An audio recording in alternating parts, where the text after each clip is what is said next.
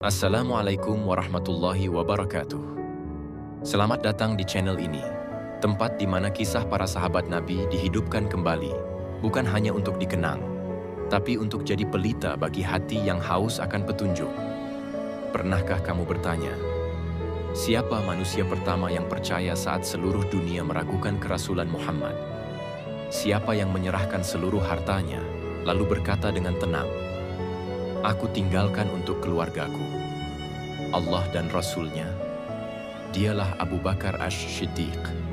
Bukan sekadar sahabat, tapi jiwa yang menyatu dalam perjalanan dakwah Nabi. Dan inilah kisahnya.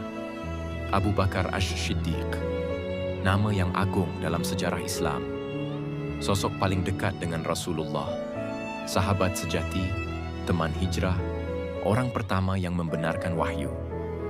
Ia bukan hanya percaya, tapi membela, berkorban, dan berjalan berdampingan dengan Nabi sejak awal kenabian hingga detik terakhir hidup sang Rasul.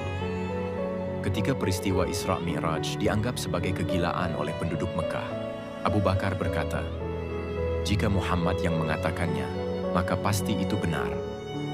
Maka sejak saat itu, beliau dijuluki Ash-Shiddiq, yang selalu membenarkan. Saat kaum muslimin bersedekah untuk perang Tabuk, Umar bin Khattab datang membawa setengah hartanya. Tapi Abu Bakar datang membawa seluruh miliknya. Ketika Rasulullah bertanya, "Apa yang kau sisakan untuk keluargamu?" Ia menjawab, "Allah dan Rasul-Nya." Kalimat sederhana, tapi mengguncang langit keimanan. Saat hijrah, Abu Bakarlah yang menemani Nabi dalam gelapnya Gua Tsaur. Ketika musuh mengejar hingga di depan pintu gua, Abu Bakar menggigil. Bukan karena takut tertangkap, tapi karena khawatir Nabi terluka. Lalu Rasulullah berkata, "La tahzan, innallaha ma'ana." Jangan bersedih, sesungguhnya Allah bersama kita.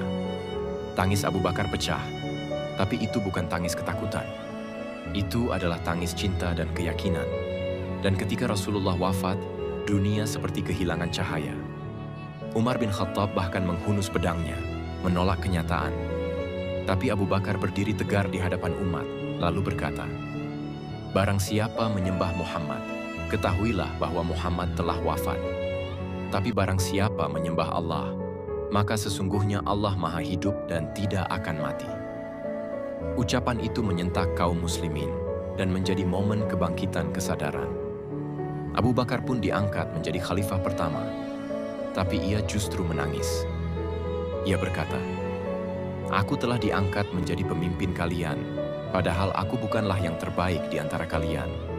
Jika aku benar, maka dukung aku. Jika aku salah, maka luruskan aku." Dalam masa singkat kepemimpinannya, ia memerangi kaum murtad, nabi palsu, dan menegakkan keadilan. Dialah yang memerintahkan pengumpulan mushaf Al-Quran, warisan terbesar yang kita genggam hari ini. Abu Bakar wafat di usia 63 tahun, usia yang sama dengan Rasulullah, dan dimakamkan tepat di samping sang Nabi, di kamar putrinya, Aisyah radhiyallahu anha. Sahabat-sahabat sekalian, Abu Bakar adalah teladan sejati dalam kesetiaan, keikhlasan, dan keberanian. Sosok yang menjadikan akhirat sebagai tujuan dan dunia sebagai ladang amal.